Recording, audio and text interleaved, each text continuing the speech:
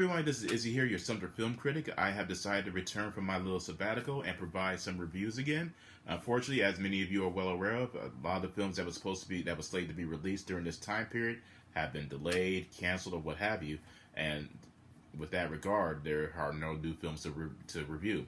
I decided to look into my collection and provide reviews of what I already have or what I haven't done at one point. Without further ado, I'm going to go ahead and review a show that has been that I've procrastinated on for quite some time. I remember reviewing the 5th season, but I wanted to go ahead and detail the complete series if that's okay with you guys.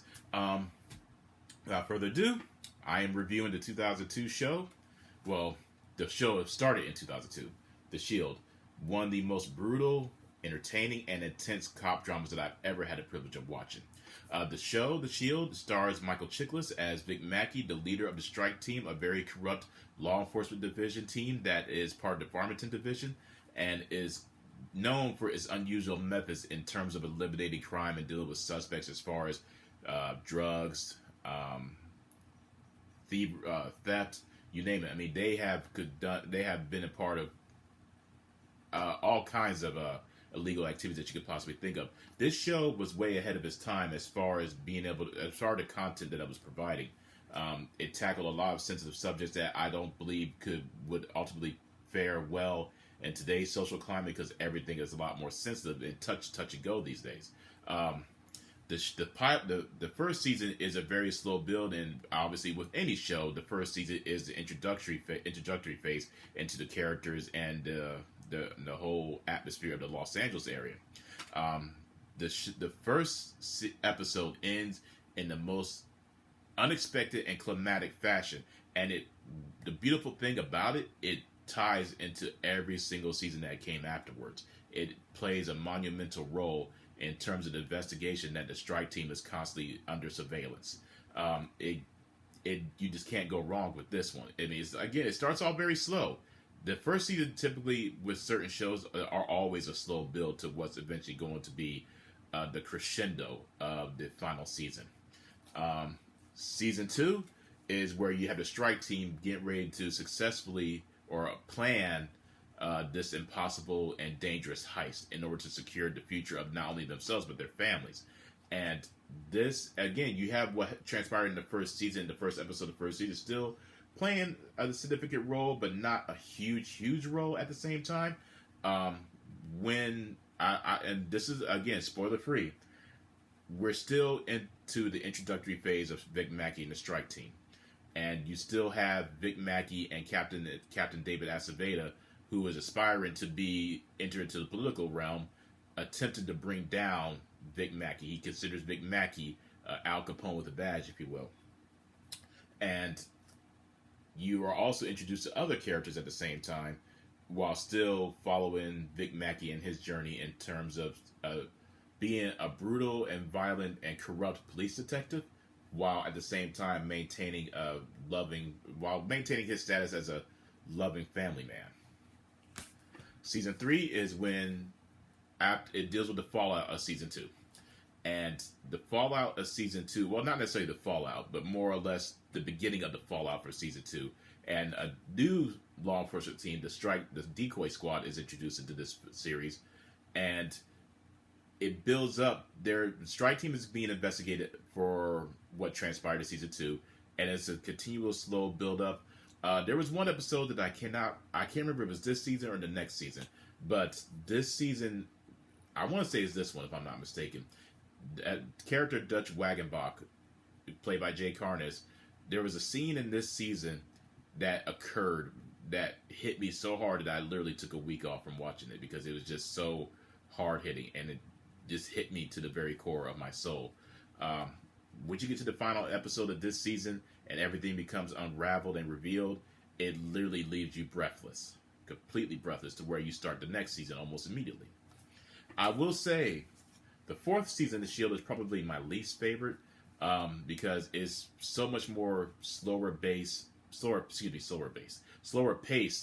than the previous season. And you have Glenn Close, who's playing the new captain, Monica Rawlings, and Anthony Anderson, who plays Antoine Mitchell, the antagonist of this season, and they do a remarkable job. I had no idea that Anthony Davis could be such a compelling and convincing villain. He is absolutely despicable. But in all honesty, if you take Glenn Close and Anthony Anderson out of this season, it wouldn't be good at all. It's like it's the least favorite of the seasons. Whenever I watch The Shield, I rarely, if ever, I honestly I don't watch this one. It's just because it really doesn't do enough for me as far as it being emotionally invested. But I will say the good thing about it is that it's a slow burn for what's about to come and what I'm about to talk about. Season 5 is where The Shield absolutely enters into some of the greatest television territory ever. You have Forrest Whitaker, who plays a character of Lieutenant John Kavanaugh, and he is an internal affairs investigator who is sent to investigate Vic Mackey and the strike team. And this is where it literally enters every episode of this season is absolutely pure gold. I mean, pure gold. It grabs you by the throat and never lets go. And every episode is just, you're waiting to see what's going to happen next. Whenever I binge watch The Shield, I usually always start with this season, just because it never lets up. And the acting with Forrest Whitaker, Michael Chiklis, and Walton Goggins, who plays Shane Vendrell, and it's just every episode is just pure gold. Pure gold. The interactions between Michael Chiklis and Forrest Whitaker, and you cannot go wrong with this season. It's absolutely brilliant, perfect.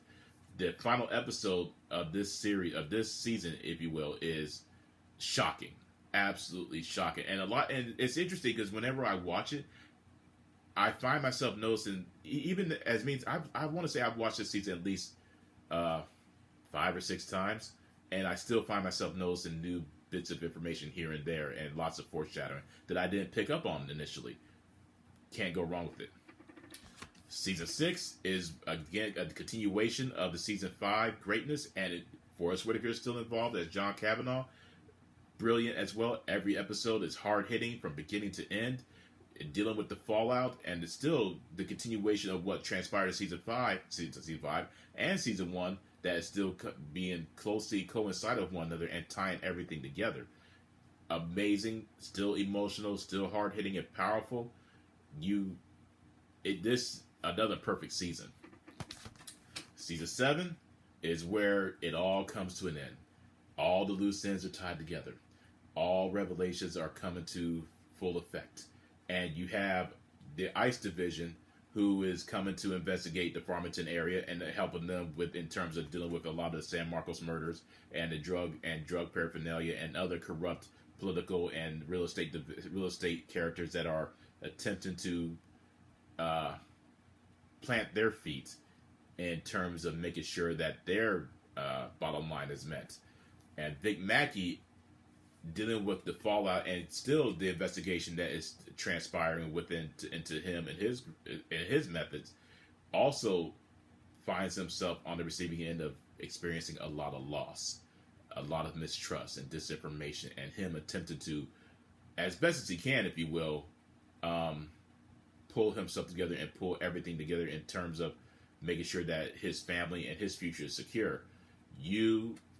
This is by far one of the most emotional and hard-hitting seasons of them all, especially once you get to the final episode. The final episode is literally depressing, very depressing. I can remember watching it and feeling just absolutely emotionally drained just because of how it's a roller coaster ride from beginning to end.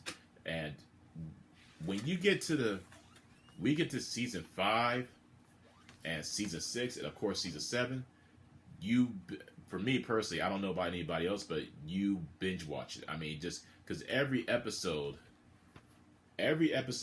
from then on is a must watch, and you simply you find yourself wondering what's going to happen next. And for those who, you might be familiar with the show, you might not be familiar with it, but if those who are not familiar with it, you are absolutely in for a treat. You're going to have to power through season 1 and season 2 and season 3 and season 4 to get to this. And when you get to these, this is an absolute masterpiece. One of the greatest shows to have ever graced television.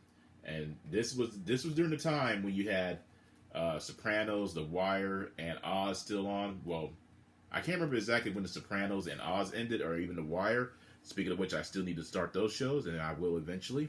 But it's very interesting to see just how far television has come along, and a show like this probably, as I said, wouldn't fare well in today's climate. So I'm glad that it came out when it did, and that it completed when it did.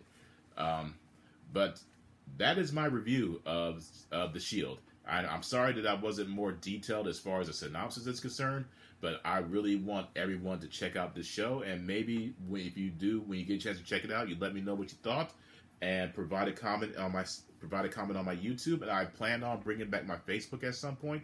I don't know when, but hopefully that when I do, provide a comment or a like on my YouTube and my Facebook, and let me know what you thought of the show when you started, or if you have started it.